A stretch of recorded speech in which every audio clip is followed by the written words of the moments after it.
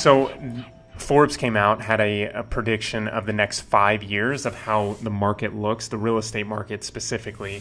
And I know I always cover a lot of real estate stuff. We talk in length on what is going to be the prediction of the next year, maybe the next 5 years, maybe the next 2 months or the next 12 months. And when you look at a scale like Forbes is talking about, it's very hard to determine where housing prices are going to be, interest rates, and where the supply is going to be for housing. However, I would say some of the stuff that I'm reading is more of a generality because they are capturing the next 5 years. They say return-wise on home investments and or investments in single-family, small multifamily, and multifamily are going to be about 15 to 25%. And like I said, that's a broad spectrum over the course of 5 years. And I think they're going across what it looked like over the course of the last 15, 20 years, because you do, depending on how you buy the property, you do get those returns.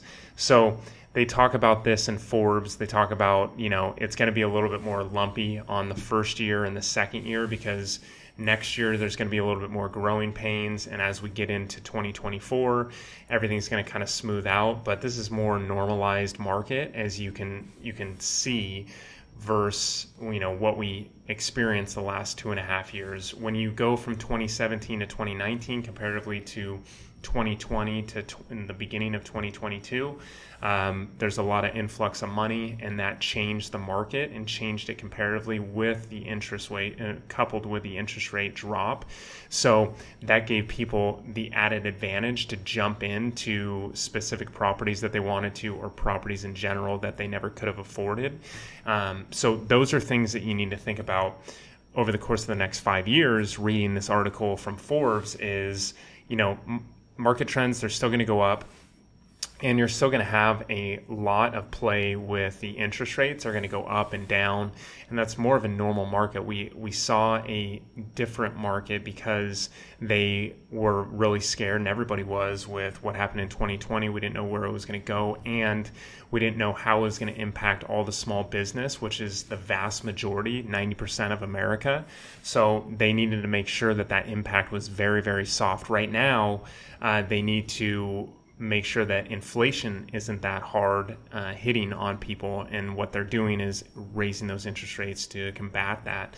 And there's other factors that go into it. However, that slowly will taper off over the course of the next 5 years and ultimately the next year and a half. So you see it as a indicator from where we were at the beginning of 2022 and where we'll go to the end of 2023 as the feds continue to raise interest rates and slowly decrease them or taper them off on the aggressiveness they're doing. So that's what Forbes was talking about in this article, is what 5 years looks like in real estate is ultimately, it's a 10, 15, 25% of return, depending on what you're looking at. If you're looking at flips, if you're looking at buy and hold properties, those are all factors there. And then also what the rent increase looks like across the United States. I'm in California, so it's a little bit different.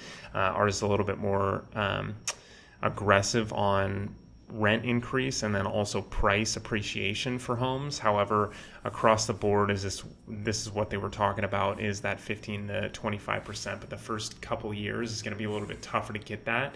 And as it paces out, real estate's always one of those good gold mines to get into as a real estate investor, and also a person buying a single family home or a condo. So I think that this is a good article to really talk about and look at and read over, especially as you're dealing with clients in the next year and a half, 2 years, as letting them know that real estate's still a solid vehicle to jump into.